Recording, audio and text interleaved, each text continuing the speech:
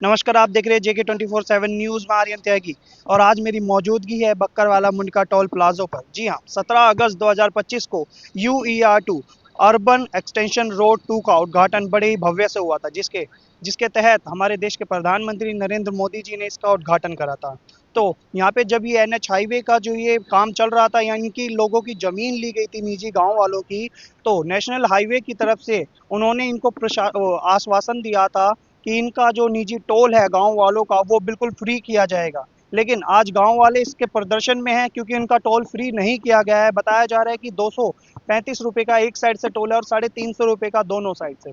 बताइए जा रहा है कि इनकी मांग ये है कि सारे नेशनल हाईवेज जो होते हैं वो फ्री होने चाहिए। लेकिन इन्हीं ये सारे नेशनल हाईवे फ्री होते हैं, लेकिन ये वाला नेशनल हाईवे पे इन निजी गाँवों के लिए ही टैक्स लगा दिया गया है। तो उसके प्रदर्शन में आप देख सकते हैं लोग यहाँ पे उतरे हुए हैं और यहाँ पे अपना पंडाल लगा के बैठे थे, और टोल प्लाजा वालों और पुलिस वालों ने इनके पंडाल भी हटा दिया। आइए लोगों से बात करते हैं इसके बारे में। एक गांव का अपने खेत में जाता है, 10 चक्कर लगते हैं उसके। तो 10 चक्कर अगर खेत में 4 लगाए, या आपस में आना जाना भी रहता है, दिन में एक आदमी 5-7 बार चला जाता है, तो उसके कितने कट गए? हाँ, एक बार के 350 कटते हैं। अगर वही तो मैं कह रहा हूँ ना। अब बताइए क्या करें? हम अपना आंदोलन शांत प्रिय करेंगे। कोई हमें कोई प्रदर्शन नहीं करना, ना कोई तोड़ फोड़ करे, ना और कुछ करना। पर ये सरकार की कितनी बड़ी जाती है, आप भी देख सकते हैं, न्यूज वाले दिखाइए। अपने खेत में है और ये टेंट देखिए उखाड़ दिया। अपने खेत में हमने टेंट लगाया हुआ है, इसको भी इन्होंने उखाड़ दिया। तो इससे क्या जाती हो और ज्यादा जाती क्या होगी? बना ये एलिवेटेड, आज तक किसी ने टोल नहीं लगाए। अब यहाँ पे टोल किस लिए लगाया गया है? आज इसके विरोध में हम सब इकट्ठा हुए हैं और ये टोल को आज हटवा कर रहेंगे। टोल हटाओ, टोल हटाओ, टोल हटाओ, टोल हटाओ, टोल हटाओ, टोल हटाओ, टोल हटाओ, टोल हटाओ, टोल हटाओ, टोल हटाओ, टोल हटाओ।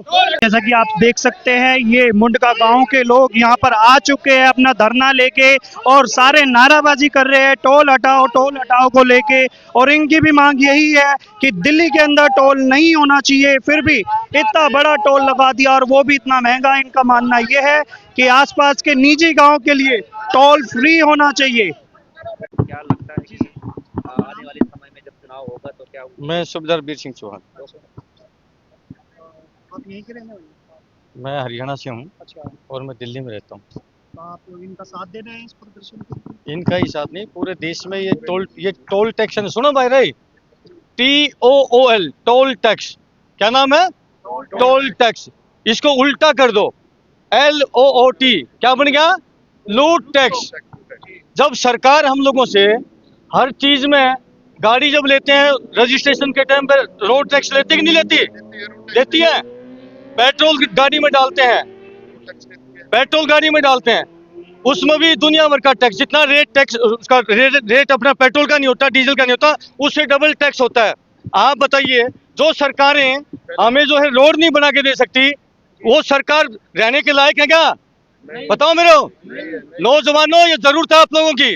जब तक हम इन नेताओं की, इन गुंडे बदमाशों की दलाली करेंगे, देश में सुधार नहीं आएगा।